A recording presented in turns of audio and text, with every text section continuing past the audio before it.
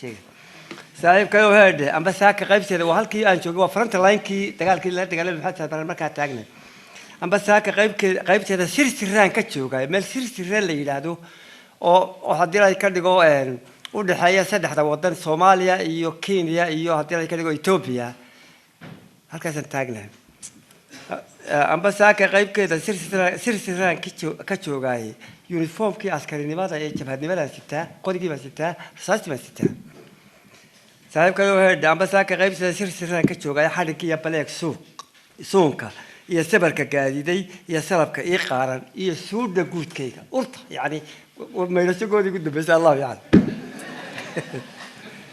هيلاقي يوحان هانتا هيلاقي يوحان سابكا وقل قل سما وهانتا سبق إلى كل يقداي هم تكلم يا وشيدو ساسا يكون بدي سايا سنة ولي بحيش يكون هدي سلونا تستمع هيدو واديجي سمعت هذا اللودي ما تقولي هذا يا وسيدي كلام بدي وقالوا يحسلوني فيه كقولي ما هذا يا سمعت هذا اللودي بيسيدا وي مركا أي سلونا تسيل يري كريوي تمركا لقوا عبريات نفط يسوق كاتماتو تمركا وحوي وحلوك بقى وحل الدور بتاعه تقفك إنه مالك إيش حرية مركز حيجة سماو هذا ثلاث سبق دقائق سوف ترى هبا وجيدة سلفوديت كهو جيسة بل سلاك فول لالن إيه سقفتها سيسن لوك الساس وشي دالي سيدن إيه سيداس فيري سيدن إيه قتال ديها بل أفرت الشهابة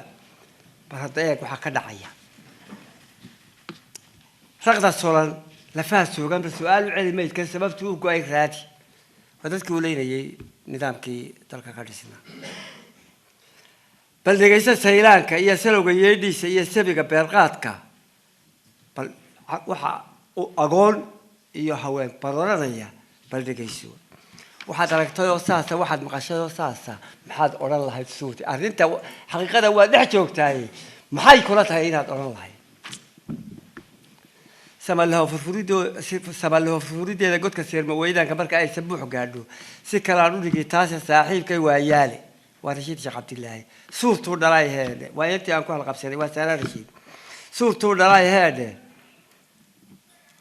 وحن أديك كوسانتي dadka kaaga soo soocay sahra kugu yeeryaaray sidoo aabaha heede samaa'i faraan heede ku siinaya heede sooyaalka taariikhdu iyadaan sal guureyne murtidaan saray heede sadar kugu qorayaay heede saray heede curad suubanay heede sumadii rashiid yeelo iyo weyldiisaadu iyo sawricii hooyo sinjigii hablaagiska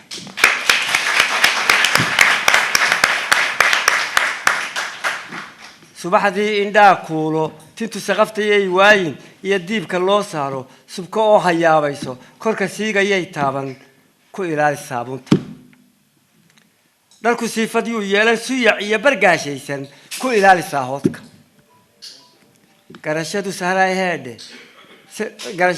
garashadu saaray ruuxa siduu gaara weeyaane hadduu saamigaas yeeshay qurux bale saluugeedu walaqad karrabnaa bani aadam وأنت إلهي أبو ربي يقوم ذيه مركا إلهي تقرأ وكسيرة سلوكتو أما كعيا توم سيوس كذا يسد لو ما بعنا قروح بلا سلوك قدت كسي كتير معها سوق بيرثوين معها سمال إيه لحديس معها خرتي إيه سبير معها فلك إيه سجناتي سعود كيا بارتيسا لقت سلاح شوت كيسا تبر إيه سلسلة هايسا إيه سور مدافعنا وحصوف كحولابا كجسوا عي هايوي قف كنت ما هذا في حوار هو شو دوري يو أدير كلام وبني آدم هو كرامة سيء تهلي ما تكرامة ده سو ما ركتاي هو يعني وإنه موظف كي لا أبوري وشدة ده وأبوري أنتوا أبوري أردن وكفت لي وحنا بس هذا هذا نفس الشيء يواين هنا فالي ستاتونت تاني تاسبك دليل كم عرقة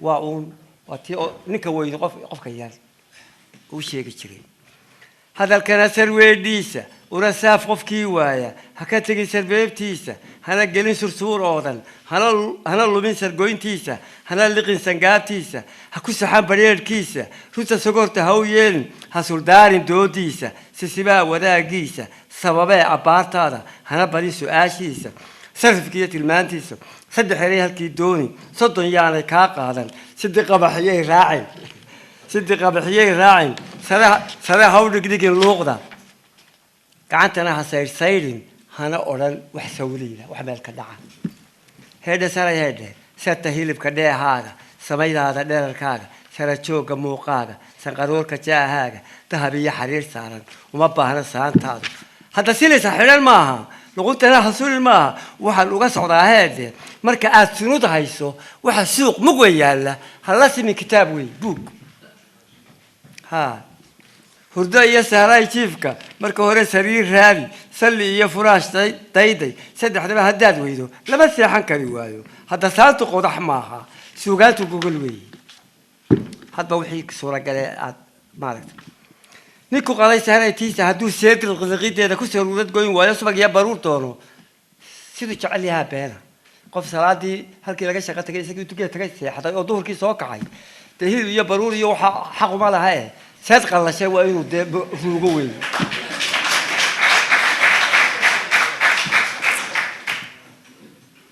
لأن سفرار كيدا صدق عاني هيداني بدرية سريشي درية سحين كويدا ما وحلا عنا سبيبا نسا ما يستيبا فانلي واحد هيستا ساسا كسكو انت اشتغي هذا صورته دعار معها صورته دعار معها دركو ساري قولا معها سيلوني قران معها يسبرن داقيرا منا أهسروال بيرا هذا ساركو كوديدين صدقيتو عيب معها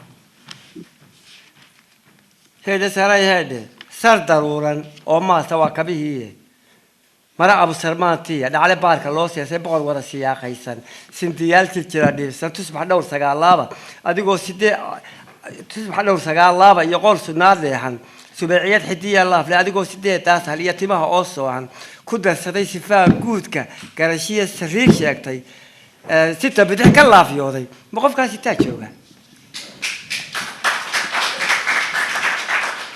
مركز تجمدي يو تجمكي يو بوركي يدعلي يسد حقيتي يسبعيد يتحققون يسيا كبيه يدير كانوا في جموت سلاهشو خلاص وي هذا الصراحة كان عليكم تجوا ما بحكي قاوروا قبله يعيا سبحانك يا عظيم هذا سلامت لو قابي هكوش بيستغلاه والا سلوون الكهوي تشوشي هسلوون الحيدابك هكو بحي سلوقناتا هسريرا وايلك سكتك كذا باشا سها إياف كلاقاتك هكنحن هدا سوبر قبل يهو سيدي وي أما قبل يهو سيدي واي قبل يهو سيدي واي البحر ما دوساس ماها هذا سوف كركرة ماها سرارها بني ماها قرقر سوليا ماها لبنا سباغ ماها سنك أول مدة ماها سخرتي يا حشيش ماها سوري يا رياض ماها فيلم يا سرعاد ماها سحر القلبيد ماها خبص هوك الدير ماها سوريا دردورة ماها سلسلو عسكري ماها قفص اللون خدايا ماها وحسا وابر نقو ماها سنتا إيا رفا دودك سدح قوت الشبي ماها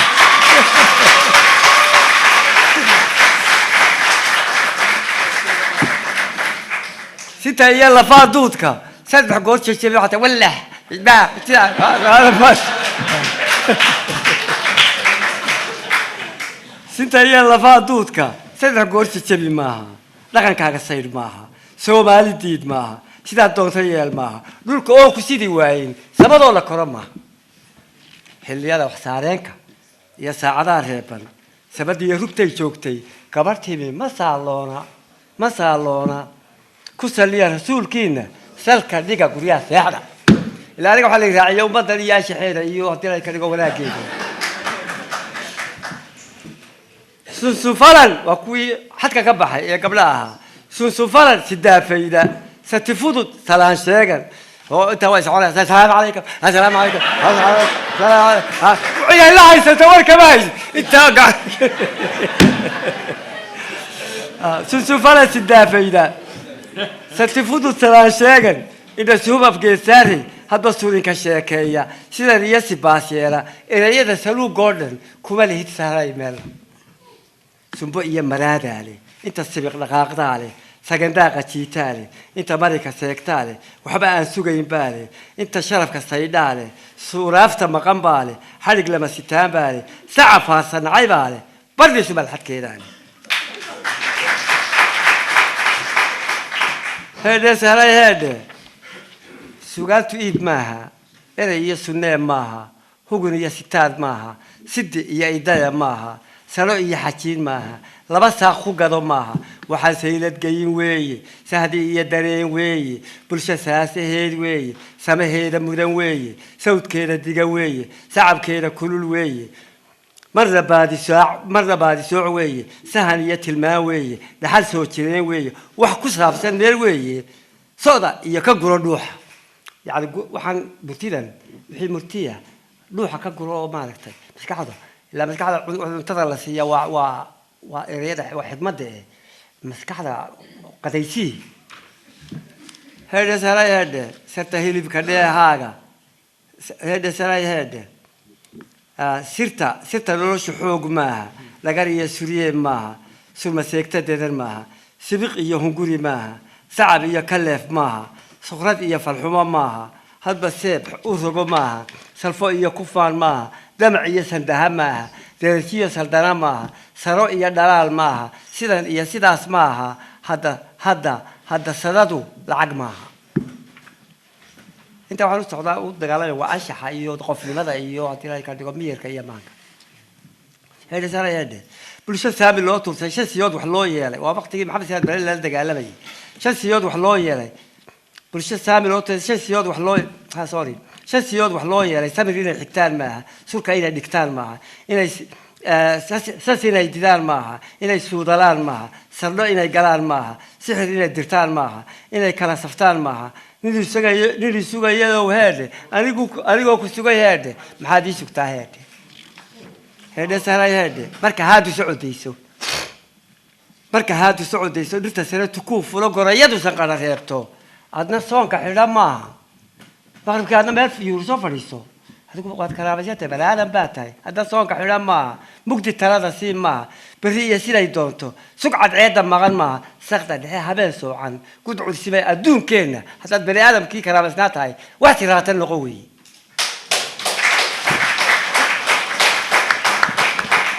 هذا سهراي هذا سلسير كشيلالك سربعات كتهوينتا سبالهات كالروبواغا يا سولن كدادونكا إلك أو سبات جوري يقولك أو هو ريسيجو يدعو بسوق سوقر مركب بلده سوياتو سراشو بيرودو ساعة نقولي كان لحظة ساعة نقولي وده نتدعو أدنى سبك الرعمة هذا يا عمر ولا أنت هذا ما هو كلام إن سبادو دوغوبين سيح يوقباد واين سد يدقان كابو سرب إيه حراد يلان أما ساعو قورقورين صوت عيلك ديرانين هذا يلي كان ساسبا ولقد كرمنا بني آدم ما بلاش بقى وحلا وحي لفت هذه مراد كاغا واتكري كري سايق افسو هذا سراي هذا سحرير كافاتك سحلada kalbeel kooda sababku cul weeyaan marka sayba loo iisho ama soofku jaan qaado ushu way sabooshaayeen ha ku dagan sididadkeeda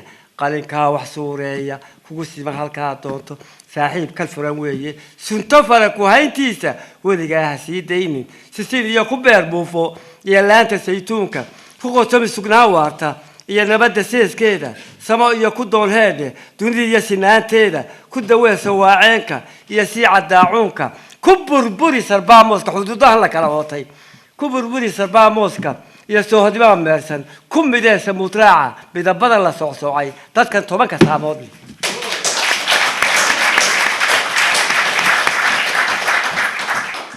weligaa ha tumin seefo iyo sabarada mawdka darsamaysan baa yaala sharciyahan gaboobaale sahankaynu diranaale nin sokeeyaheenaale ninka sida xilkeenaale ka sarjara hedeenaale salab ciidu hayn weyday ninka suurad xidigaha le waa habka cajiibka ah ilaa xidigaha iyo ilaa dayaxa iyo reer galbeedka iyo maraykanka iyo ingiriisiyo haysaa u daadinayeen ninka sida xilkeenaale ka sarjara hedeenaale salab ciidu hayn weyday ninka suurad xidigaha le نسبول لا آيسو لولك سيب كردين بالي نسهري أدون كينا ساعد قبي كنا هايستا نيكا سيغاي كوشير بالي واحد ولوش السامي يا سنتي نما كفران بالي سنتي نما كفران بالي نفتا ساويسان سنتي نما كفران بالي نين أقوان تسور كيدا سيدا كلا أوشوغي بالي ninka sulubka maadhiinka ugu roon saboolkaa leh nin samaa ku adag baa leh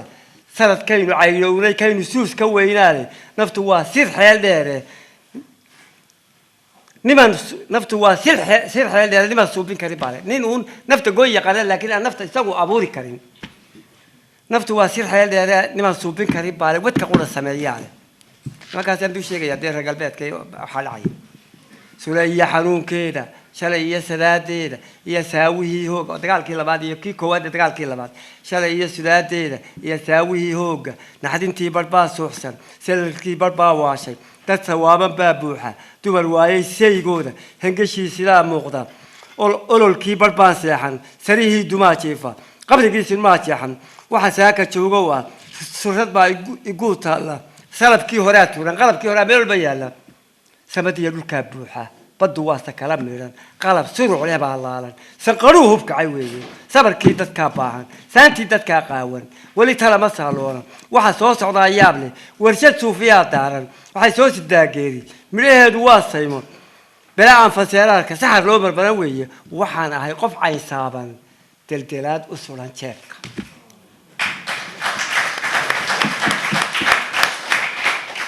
caalamka nolosha oo dhan baan ka hadlaya caalamkan ka hadlaya iyo nabadgelyadiisa allow yaa wax suureeya salka dunida yaa dhowra iyo seeska jirideeda wacanaa sansaankeedu badanaa sudaadeedu saxanaa hanaankeedu allow yaa sugnaanteeda sayniyo u rogin duulan subax noolba dhiig daata xadhig iyo silsilad shiilan allow yaa sinaanteeda ku bedeli saraar oodan iyo seero wiilqaytay dadka saaran guudkeeda yaan ka dhigi sabool qaawan iyo soobir cayr jooga erey sami wuxuu gooyo allow yaa ku jari soorka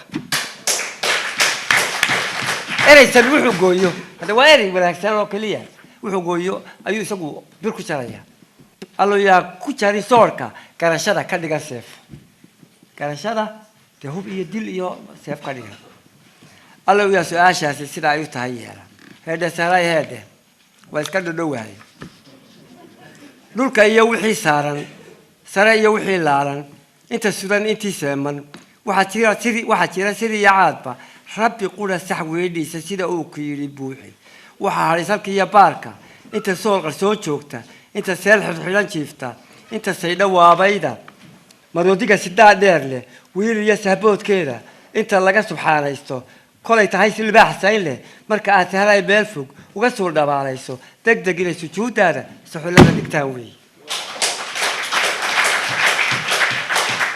waraabayaashan iyo libaaxan laga cararayaa walaqad karramnaa bani aadama beeday yacni waxaan aad adigu ka baqaysay ka didaysaa haddaad bani aadam ku bannaantay kuwii ilaahay karaameeyey marka ay kurta libaaxu waa inuu kuu sujuudaa intuu jilmaha dhigo markaasaad ku bannaan tahay makhluuqii ilaahay abuuray degdeg inay sujuudaada suxullada dhigtaan weeye sidashada awooddaasi sahal iyo wax fudud maaha qofka ilaahay taa siiyey waa bani aadamka oo dhane qofka ilaahay taa siiyey sahal iyo wax fudud maaha qofba waa si garadkiisa qofba waa siduu isu garto isagu yahay walaqad karramnaa bani aadama ilaahay intuu abuuray kii ugu mudnaa marka haddaad dawacada iyo walaaba ka cararto iyo libaaxa dee waa mashkalad weeye heedhe saray heedhe badda iyo sulaaqeyda iyo buurta saysaaban onkudka iyo sawaxankiisa salowga iyo jibaadkiisa danabka iyo salsalihiisa salka dhabanka duufaanka ha ka didin sawaxankooda sayid baad u tahay caana suubaali oo layli ku sasabo aqoontaada sango iyo ka dhigo doonni sallo iyo ka dhiga oodi gabadh weeye caataaran badi saayiraadeeda iyo laabsalaaxeeda qorosaadka guudkeeda waa nolosheeda gorosaadka guudkeeda iyo sahayda uurkeeda kordhi noola soorkeeda iyo baahisaarkeeda hubis nabad sugnaanteeda iyo sabandagaanteeda ha ku dayin xanuun saaqa ha ku badin saqaaf ciidan suluf iyo colaad joogta ha ku saaxin naabaalka iyo sulufka maadhiinka ha ku didin sabeeyaanka sabarayka boodbooda iyo sukhula naareedka ha la dhicin sawaariikhda iyo saanadaha miigan ha sumayn macaankeeda salabaha ha marin dooga ha burburin sansaankeeda quruxda iyo sureerkeeda ha sarayn hogoogteeda waa nolosheeda ha sarayn hagoogteeda sagalka iyo daruurteeda ha sukuumin uunkeeda waxaa korkeeda joogtay ha sukuumin yani ha gawrgawricin ha sukuumin uunkeeda سريا كيو قاعدين هأفوف سور كده هكرر درسار كده ودبدا هسيب هأفوف سور كده سبح قولا هدوطوبن سكرات كتاهيدا وقحل السماء تيدا سعب كيا مشحرات تيدا كرشادو متسوفيسا هكدغ سبقيتيدا هكسلو وناجيدو كسرين الدمال كده كوا ساده بيلا هذا سراي هذا سمن تجي حسوستيس waxaan xusuustay dagaalkii koowaad iyo kii labaad iyo subxaanaka ya cadiim hada saaray hada sababta xusuustiisa raadraaca siin leeyda socod barashadii dooda saxaliya abaateeda aniga wax saaraynin sanad iyo garaadkiisa saadaashu been weeye waxba samir ma leelayo hasir wicin qofka jeeda hana sigin ninka maarmay hana sigan marmooyaan نكو سيرها فالين سببها ويدين هاوسيتا ديرين هنا سيد العليس كيسا صدق يقوب قوة بيدو هنا فريسيدو يالي نكو يلي أنا أساسا هكو أرسيدا سوي سيدا أوكو يلي هذا يا سنين ويدو أما سنين سنة ويدو وحفرسيدا أصباها قف سلوغي ما كيسا أما سوفي موقيسا كسل كعي حقيق ليسا قبكو سامي لما نسي تبا برباس على نكسي ستات شوقة فقال ماذا سوعي أدي قوستك على البحشي هل قوستك بيا سكوتي قفتك تجيالس هات سكوتي قفتك يالي تهدى يودع ويدو سكلاوة عنا دونيدا سلاسيشة دونيدا سلاسيشة سوريانك ها سوريانا قف يبي بالي تهدى يودع ويدو سكلاوة عنا تد هرا سلاسيشة نو كبدا نسأل كعيوغن سوي قلي حلالية أدنى سهن كبيلوغن هكادقين سبعال بعده إن هالكيس الهين وايو لقى سبركتا دورة السؤال جواب تدلي لا سراك عوا تشيك لا سراك عاطورة نيكو يلي سنان ما ينو أدنى بوري سريت سيس كوا وداك تاني بس هكاش مباتيش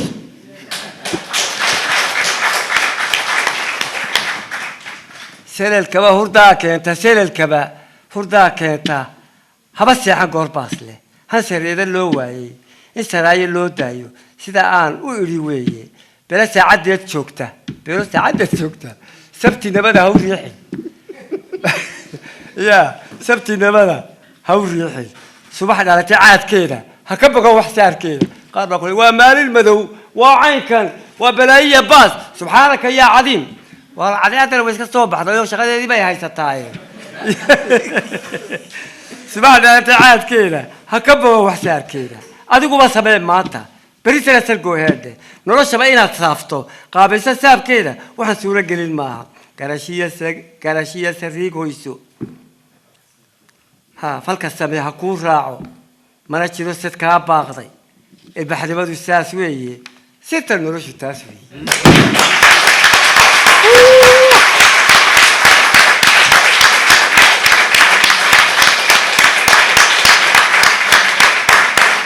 الله أكبر الله أكبر الله أكبر الله أكبر الله أكبر يا دوما ستي بارك الله فيكم. I will try and send you home tonight rather than tomorrow.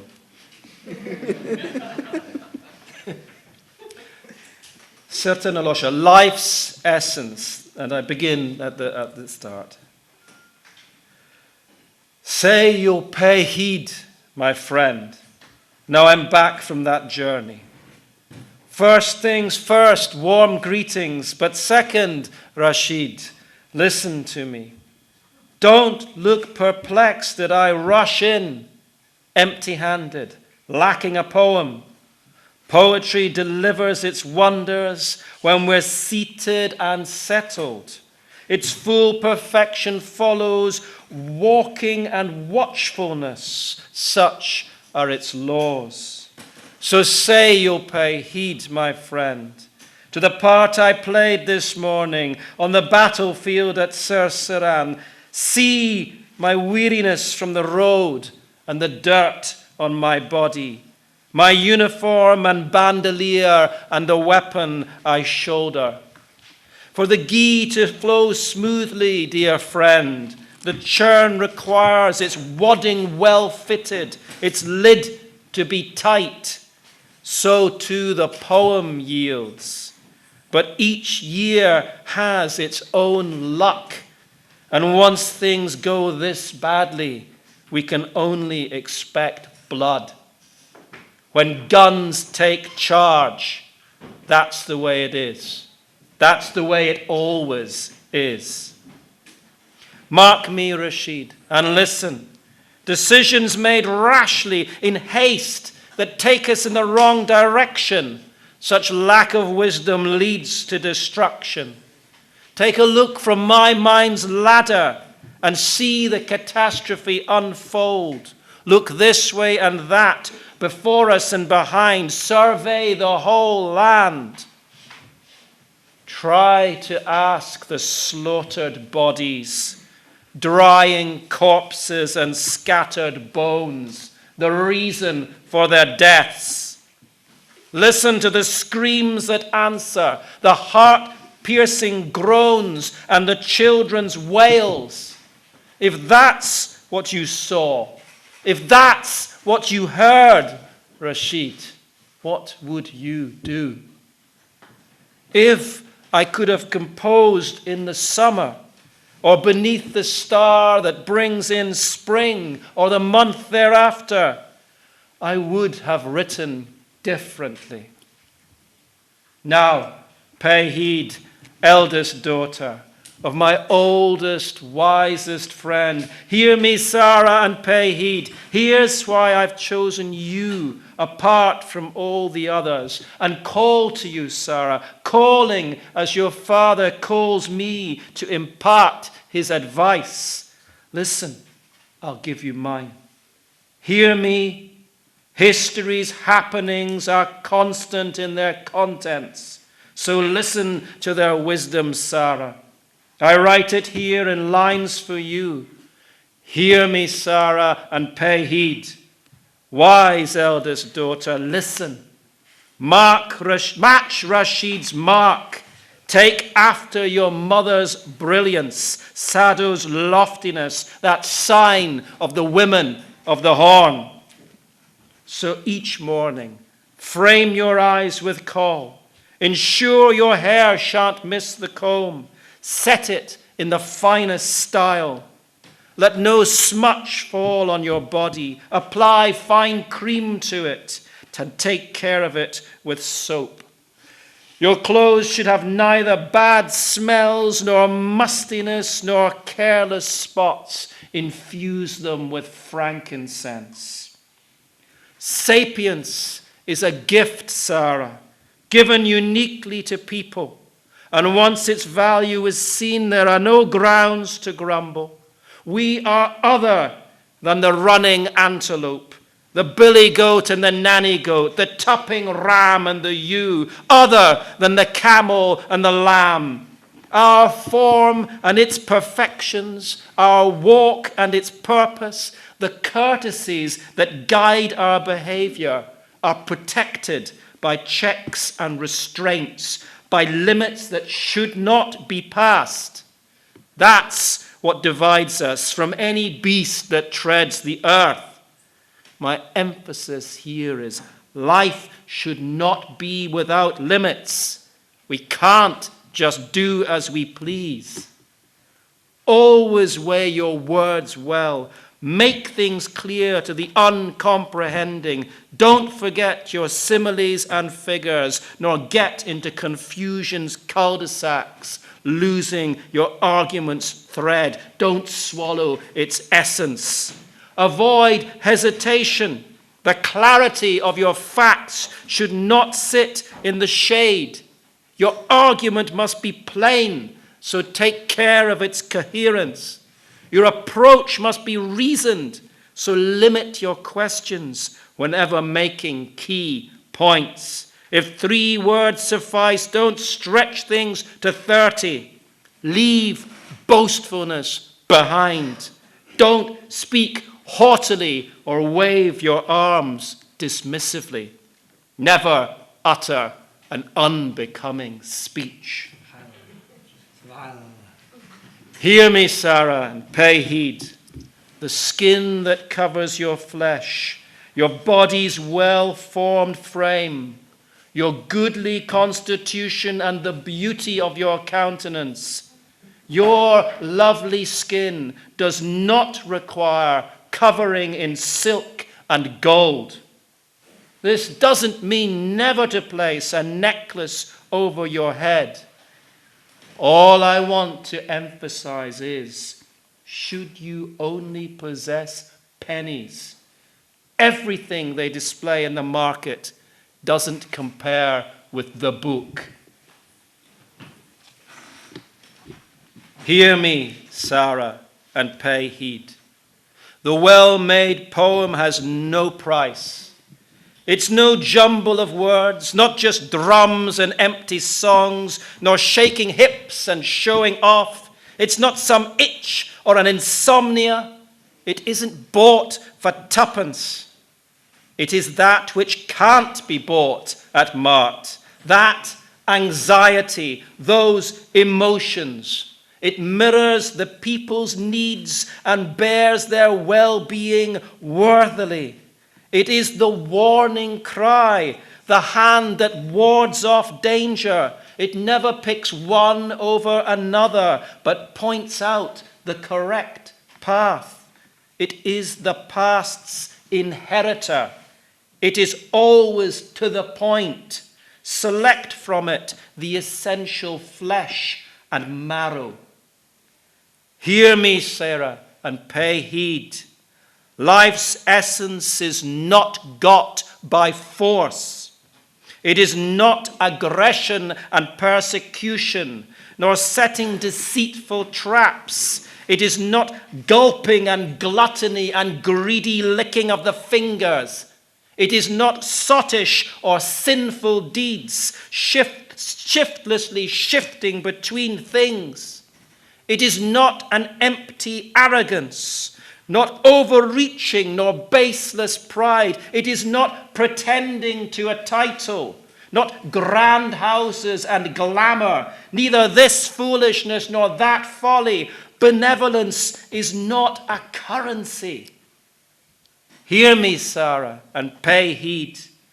Where the people are purposefully exploited and persecuted in every possible way, they should not cling to patience, nor stretch out their necks on the block. They should neither start at shadows nor let themselves scatter. They should neither sleep too deeply nor expect deliverance by magic. They should not set one against another. Those who wait for deliverance from me, when I waited for you for so long, what is it you're really waiting for? Hear me, Sarah, and pay heed. When calamities prevail and prospects are upturned, when diseases become fatal and you succumb to hardship, when herds lack direction and the crook is just a stick, don't be disheartened by these dreadful sights. The pen will give wise counsel and direct you to your goal. It is your unfailing friend, so always keep it to hand and never let it go. As though you planted sesame and cereal with it, and the stalk of the guava, let it set down lasting good sense and encompassing peace. Let it seek out well-being, equality across the entire world. Let it heal all sicknesses, that old killer cholera. Let it flatten all fences and the boundaries that hedge us in. Let it gather the misguided, divided by the color of their skins, people who follow many flags. Never attempt the forging of swords and implements of death. There are plenty of those already, welded by experienced smiths, wielded by those explorers we chose from among our own ranks, whom we trusted with our fates, who plan out our paths. Those weapons the earth can't bear, who took them into the heavens, but someone who doesn't sow a seed or nurture a single sheaf. Sarah, the one who owns arms and can set the world in flames within an hour, has put it at risk 1,000 times. Serious crises that threaten life itself are in the keeping of one who contributes least. Life, sorrowful and suffering, belongs to the man who doesn't give a cent. The full fruitfulness of knowledge he has turned to other ends. He who gives the weapons of destruction so generously to the poor, who finds it difficult to do good, has the power to turn nature on its head. And in the year of our destitution, he wouldn't give us a bowl of millet. Life's essence is so profound, yet it belongs to someone who cannot pierce its surface and is only capable of killing. The unbearable suffering of Sula, that havoc the battle has left us in yesterday and for many days to come, half of us traumatized with fear, half out of their wits with the horror, some cast into unaccustomed states, like the widowed women I saw wearing their mourning dresses, others sleepless among the burning flames, buildings flattened, the mass graves still gaping. All this I left behind this morning, but carry its burden in my brain. Used weapons lie in heaps. Shells hit the ground, fill the heavens, sow the seas with danger. The alarm of armaments looms. We listen as they discharge lead. The people have no provisions. Their bodies go bare. No command can comfort them. They are barraged with bewilderment. The mad factory keeps manufacturing, though all it can deliver is death.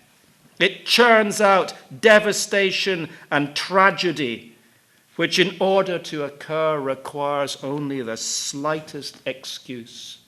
I come to you like a condemned man who carries his death warrant in his wallet.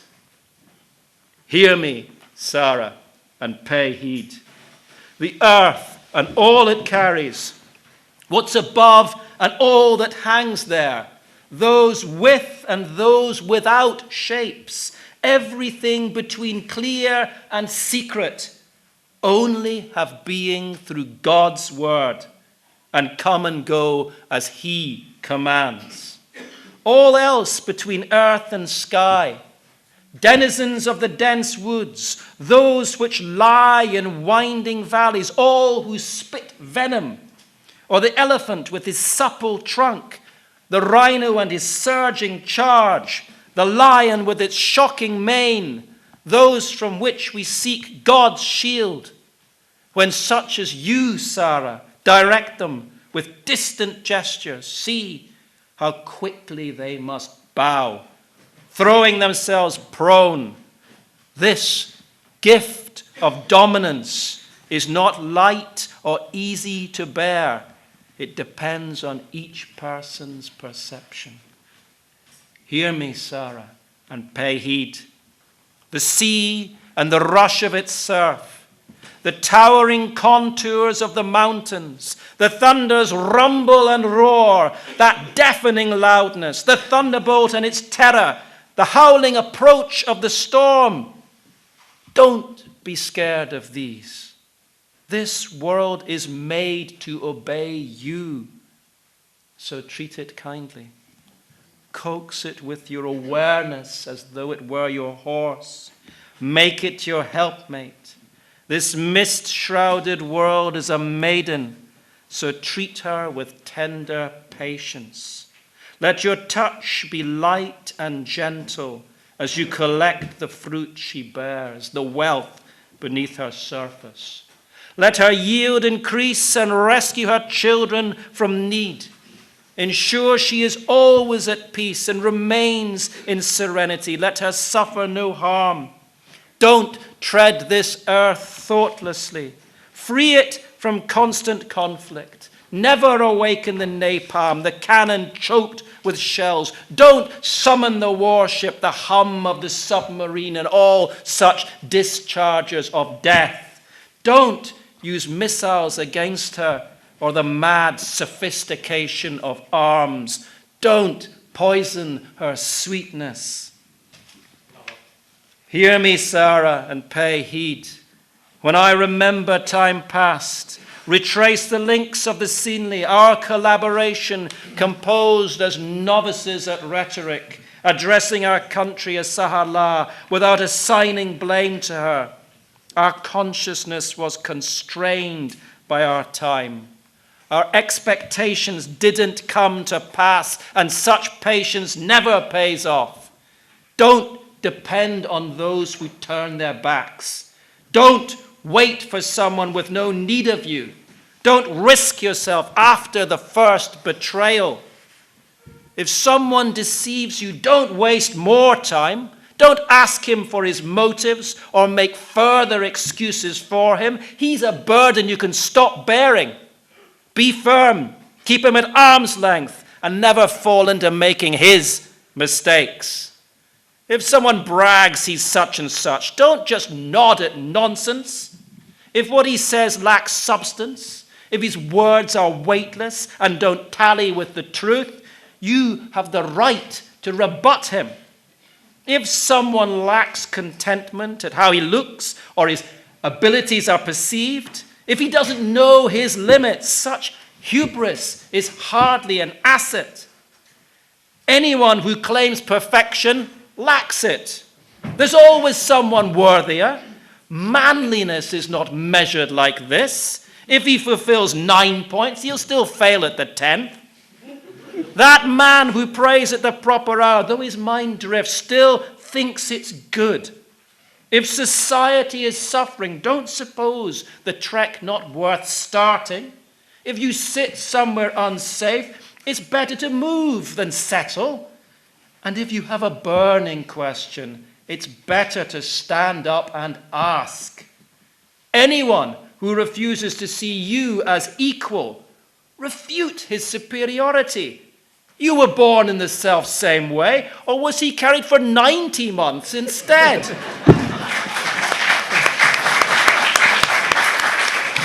If you fear to be suddenly awoken from sleep, don't live in interesting times. When ambition isn't matched by achievement, entrust that task to an incisive hand. This is the right way as I see it. If an accident needs prompt treatment, don't wait for an auspicious time. Each morning brings its own misfortunes, so don't waste the day bewailing it. To be plain, it's your duty to solve them, then plan for tomorrow. Life requires your clarity, fit rules, sound methods, and none of this is impossible. Treasure knowledge which is seemly. Combine it with apt action, and you'll lack no asset.